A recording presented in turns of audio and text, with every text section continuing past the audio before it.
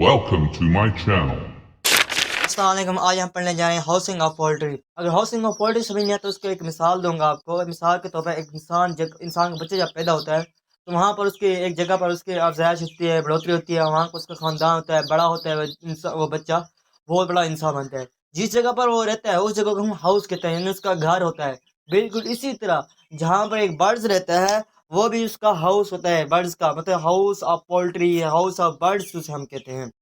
बिल्कुल इसी तरह जहाँ पर एक चूज़ा या एक बर्ड्स कोई रहता है उसको हम उसका हाउस कहते हैं। हाउसिंग ऑफ पोल्ट्री बनाने का मकसद क्या है? इसका पहला मकसद ये प्रोटेक्शन देंगे हम किसके शिकार के खिलाफ। कुछ शिकार करते हैं उसके खिलाफ, चोरी के खिलाफ और पैरासाइट मतलब जरासीम के खिलाफ भी इसकी हम वो प्रोटेक्शन देंगे। और इसके एक्सट्रीम मौसम दिन ब दिन चेंज हो रहा है, इस मौसम से बचने के लिए हम इससे भी प्रोटेक्शन देंगे और यह हाउस बनाएंगे।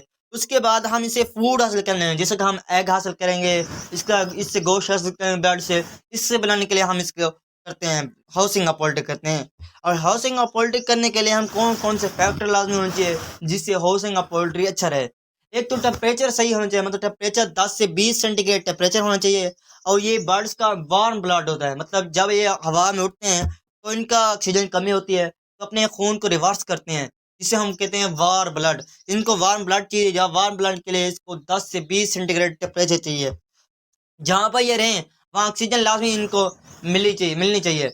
और अमोनिया, कार्बन मोनोऑक्साइड, मेथीन और वहाँ से गैस भी खारिज होनी चाहिए। और टेम्परेचर भी बरकरार रखना चाहिए, मतलब हवा का वेंटिलेशन लाजमी होनी चाहिए। और दूसरे गैसेस भी वहाँ से निकलनी चाहिए। ह्यूमिडिटी भी वहाँ से लाजमी होनी चाहिए। अगर ज़्यादा हुई नमी तो वो भी नुकसान दे।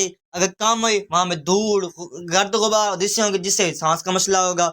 इसलिए नमी भी बराबर है, मतलब 40 से 60 सेंटीग्रेड, सॉरी 40 से 60% नमी चाहिए। इसकी खुराक हम इसकी एज, साइज और हिसाब के मुताबिक से खुराक देनी चाहिए। और उसके बाद ये जो कमरा हो या कोई जगह हो जहाँ पर रहें वो ईस्ट वेस्ट हो, मतलब रेक्टेंगुलर शेप हो, मुरब्बा शेप ना हो। और वहाँ से एनर्जी, सोलर सनलाइट लाजमी पड़नी चाहिए।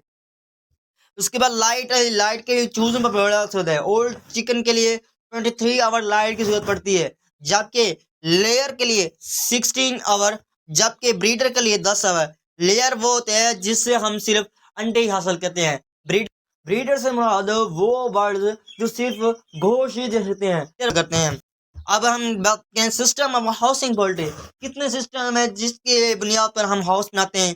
4 सिस्टम है। पहले हम पढ़ेंगे फ्री रेंज, मतलब जिसमें कोई रेंज नहीं होती, जमीन वसी और ईज होती हैं, बर्ड्स जहाँ चाहें घूम सकते हैं जिसमें जमीन। उसके बाद यहाँ वो खाएंगे, सीड्स खाएंगे, इंसेक्ट खाएंगे, हार्वेज खाएंगे, दूसरे चीज़ें खाएंगे। इसका डिसएडवांटेज ये है कि यहाँ प्रेडेक्टर होते हैं, मतलब शिकार कर सकते हैं इनको।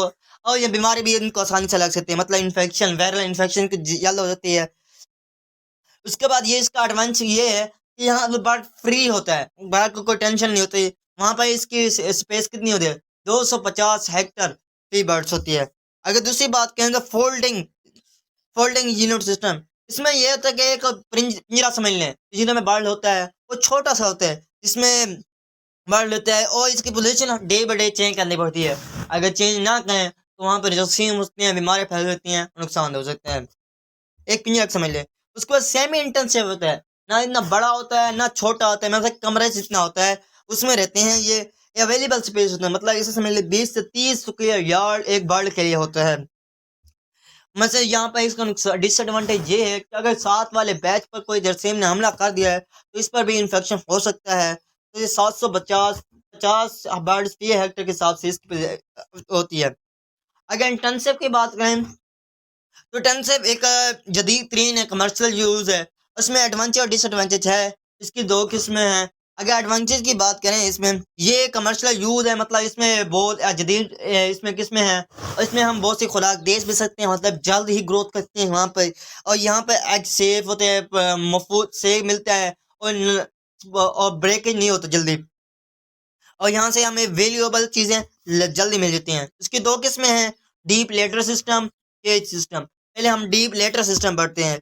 वह एक डीप लेटर सिस्टम में एक जो बर्ड होते हैं और डीप लेटर मटेरियल में होते हैं, मतलब एक नाली के थ्रू से उनको खुराक दी जाती है, वहाँ वो खुराक खाते हैं वो और बड़े होते हैं। इनका फ्लोर स्पेस होता है, मतलब एक बर्ड के लिए कितना स्पेस 2 से 3 टाइम ग्रेटर होता है केज स्पेस से। केज दूसरे से हम पढ़ेंगे फिर पता चलेगा। यहाँ पे एग जो होता है हमें गंदा मिलेगा, उड़ने का खर्चा होगा उनका। अगर इसकी मैनेजमेंट की बात करें तो ये 6 से 10 इंच ऊंचे नाले यहाँ होते हैं जहाँ पर खुराक दी जाती है। और यहाँ पे एक जाली लगी होती है, जाली ऐसे लगनी चाहिए हवा जब गर्मियाँ आए तो जाली उठा दिया जाए कि हवा हीट ना अंदर ना आए। जब सर्दियाँ हो जाली को तो कपड़ा हटा दिया जाता है जिससे हीट अंदर दाखिल हो और बर्ड्स के लिए भी फायदेमंद हो। यहाँ पर लेटर को लाजमी चेक करना चाहिए रोज की बुनियाद पर कि लीकेज ना हो, खुराक का मसला ना हो। अगर इस यहाँ पर ये भी है कि लेबर सेव होते हैं, मतलब बहुत से मजदूर की जरूरत नहीं पड़ती कि एक बंदा भी या एक 3 बंदे भी इसको चला सकते हैं आराम सुकून से। केज सिस्टम की बात करें तो केज कमर्शियल यूज है ये भी, मगर इसमें ये डिसएडवांटेज है यहाँ पर बर्ड अपने आप को कंफ्यूज महसूस करता है, तंग जगह होती है इसलिए यहाँ घूम फिर नहीं सकता ज्यादा। इसलिए इसके फायदे क्या है कि हमें एग क्लीन मिलेगा।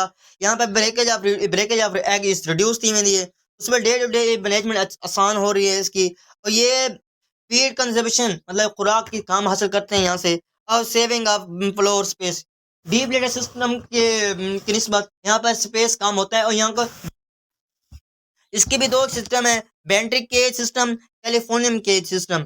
बेंट्रिक केज सिस्टम ये होता है कि इसमें 3 से 4 टाइम ये ग्रेटर होता है मतलब डीप लिटर सिस्टम से।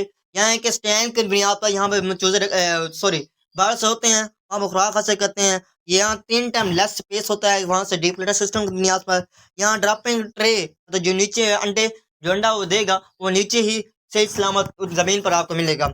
अब कैलिफोर्नियम केज की बात करें तो हाँ ये भी पॉपुलर है, ये 2 से 3 टाइम्स होता है वो स्टैंडर्ड होता है, ज्यादा होता है डीप लर्निंग सिस्टम से। मगर ये स्टैंडर्ड के बेस पर है, दोनों तरफ स्टैंड होते हैं उसके बेस पे नहीं बना होता है। यहाँ पे ज्यादा बार महफूज रहते हैं और यहाँ पे खुराक सामने डाल। Thank you for watching.